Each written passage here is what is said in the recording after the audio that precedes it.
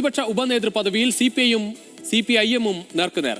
പദവി സിപിഐഎമ്മിന് തന്നെ എന്ന പിണറായി വിജയന്റെ പ്രസ്താവന മുന്നണി മര്യാദകളുടെ ലംഘനമെന്ന് സിപിഐ പറഞ്ഞു. അത് ലേഖനമായി തന്നെയാണ് മുഖപത്രത്തിൽ വരികയും ചെയ്തത്.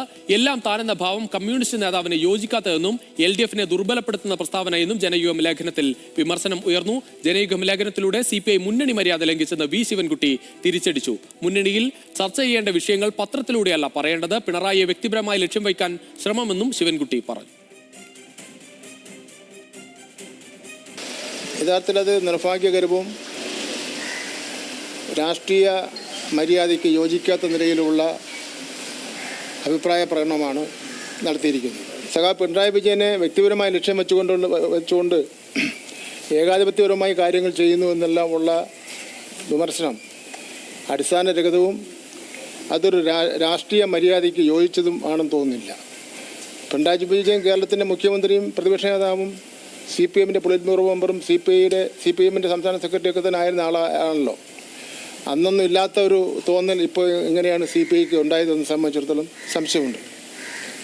മുന്നണി ചർച്ച ചെയ്യേണ്ട വിഷയങ്ങൾ പത്രങ്ങളിലൂടെയല്ല ചർച്ച ചെയ്യേണ്ടത്. പത്രങ്ങളിലൂടെ ചർച്ച ചെയ്യുമ്പോൾ ഞങ്ങളെപ്പോലുള്ള ആൾക്കാർക്ക് മറുപടി പറയേണ്ടി വരും. കാരണം ജനങ്ങൾ ഞങ്ങളോട് ചോദിക്കും, ഇങ്ങനെ ഒരു വാർത്ത വന്നിട്ടുണ്ടല്ലോ, എന്തായെന്ന് സംബന്ധിച്ചിടത്തോളം.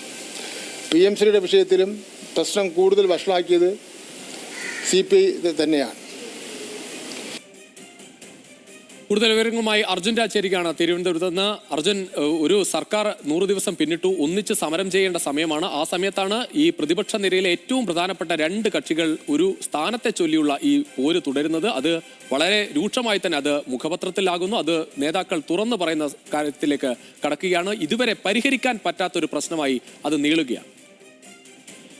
രുചിഷ്, വലിയ പൊട്ടിത്തെറിയിലേക്കാണ് ഇപ്പോൾ CPMും CPIയുമായി ബന്ധപ്പെട്ട പ്രതിപക്ഷ ഉപനേതൃത്വ തർക്കം നീളുന്നത്. ഇന്നാണ് ജനയുഗത്തിൽ CPIയുടെ അസിസ്റ്റന്റ് സെക്രട്ടറി ആയിട്ടുള്ള സത്യൻ മൊഗേരിയുടെ ലേഖനം വരുന്നത്. അതിനകത്ത് വലിയ വിമർശനം പിണറായിക്കെതിരെ ഉണ്ടായിട്ടുണ്ട്. പിണറായിയുടെ പ്രസ്താവന മുന്നണി മര്യാദകളുടെ ലംഘനമാണ്, ധാർമ്മികത ഇല്ലാത്തതാണ് എന്നുള്ള തരത്തിലാണ് സത്യൻ മൊഗേരിയുടെ വിമർശനം.